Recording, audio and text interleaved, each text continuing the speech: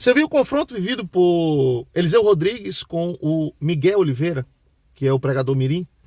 Numa das falas de Eliseu, ele tentou confrontar Eliseu. Observa aí o vídeo e a gente volta comentando. Rapidinho. O que um menino de 10 anos vai falar sobre casamento, bispo? Dirigi o departamento infantil. Paulo não era casado e falava de casamento, né? Mas Paulo é inspirado pelo Espírito. Eu vou parar de pregar sobre cruz, que eu nunca tive crucificado. Não vamos discutir. Não, você vai pregar sobre cruz. Aí nós vamos discutir se Paulo foi... Segundo, Miguel, Não. Paulo era teólogo. Paulo era Pastor, mas se Deus quiser colocar... Licença. Pode falar, não, Miguel. o senhor primeiro. Paulo era teólogo. Paulo era poliglota. Paulo era plantador de igreja. Paulo dominava a teologia judaizante e causou, olha para mim, Miguel, e causou a teologia que nós nos baseamos nela. Paulo escreveu quase metade do Novo Testamento. Se Cristo não o estabelece como aquela voz que ele se tornou, óbvio, a gente não consideraria os textos de Paulo inspirados. Então Paulo escrevia. O negócio pegou, né? Vamos comentar isso aí, mas antes, se você não é inscrito, aproveita, se inscreve e ativa o sino das notificações, deixa o seu like, tá bom? Assim você nos ajuda. Bom, você abre espaço e aí daqui a pouco não há o que se fazer, né? São muitas crianças, adolescentes e jovens pregando. E isso porque a liderança permite, dá espaço.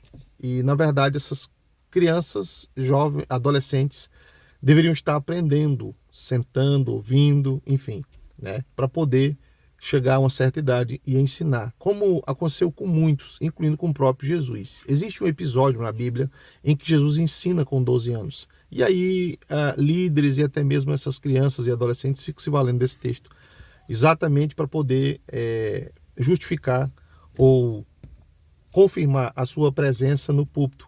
Não tem problema, eu posso pregar. Jesus fez isso. E aconteceu um episódio na Bíblia, né? O ministério de Jesus se iniciou. Ele tinha quase 29 anos, de acordo com o livro de Lucas. Então, o que nós estamos vendo é apenas pessoas se projetando em crianças. Ou seja, aquilo que eu não fui, o que eu não consegui fazer, eu vou colocar essa criança para ser. E aí fazem aquele investimento. E esse jovem, Miguel, né, Oliveira, acho que é esse o nome dele. Quem instrui esse menino? Ele é instruído por quem? Orientado por quem? O que eu vi, e confirmou depois, né? Eu vi um pai de santo falando que dava instrução para esse menino e depois apareceu esse pai de santo. Esse pai de santo estava no podcast falando isso e depois apareceu ele na beira da praia, andando com Miguel e conversando, né? Acerca de algumas questões. Então, assim, esse menino está aprendendo com quem? Ele sentou onde para aprender e depois ensinar? Tem muitas coisas que ele não fala da Bíblia, porque ele mesmo já disse que não conhece. Então, o que nós estamos vendo? Pessoas que não têm conhecimento bíblico falando sobre a Bíblia. Pessoas que não temem, por isso não sentam para aprender, estão querendo ensinar. E a igreja, querendo ou não, está refém dessas pessoas, porque elas utilizam de certos discursos e práticas para poder convencer, manipular, induzir as pessoas naquilo que eles querem que aconteça. Por isso nós estamos presenciando uma onda de gente revelando CPF, tirando certas pedras de dentro do povo. A gente está vendo todo tipo de questão e os líderes estão passivos quanto a tudo isso. Eles não se mobilizam contra, porque alguns alegam que se alguém falar contra esses movimentos, está indo contra o Espírito Santo. E na verdade não está, porque está na cara que tem muitos movimentos, muitas práticas que é feita na igreja que não tem nada a ver com Deus, com o Espírito Santo, com Bíblia, com nada. É apenas uma postura bem elaborada de um determinado profeta, determinada profetisa. Nós temos inúmeros casos de pessoas que viveram isso, esses enganos e depois sofreram por conta disso. Tá? Gente que perdeu casa, perdeu dinheiro, enfim, até mesmo carro, né?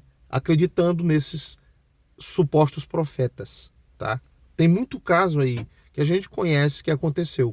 Por exemplo, o rapaz foi, o pastor levou um grupo de irmãos para o monte, chegou no monte, tinha um profeta.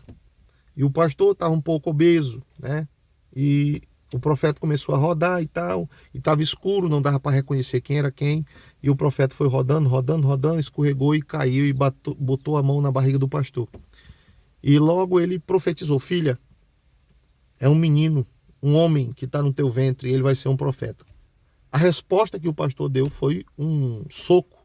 Ele deu um soco, literalmente, no rapaz, e chamou o rapaz de mentiroso, e gerou ali uma animosidade, e quem estava perto já não quis mais orar. Por que isso acontece? Porque nós damos liberdade para que essas coisas elas sigam adiante, se proliferem, elas façam parte da vida cristã. Isso não tem nada a ver com vida cristã. Ou seja, se nós não reagirmos a tudo isso, nós vamos ficar refém. E a oportunidade que você tem é quando se depara com uma realidade como essa. Tá? Não é errado confrontar, não é errado julgar as profecias, não é errado você resistir a determinado tipo de prática. Você não tem que aceitar. Tá bom? Fique com Deus, Deus abençoe. Até o próximo.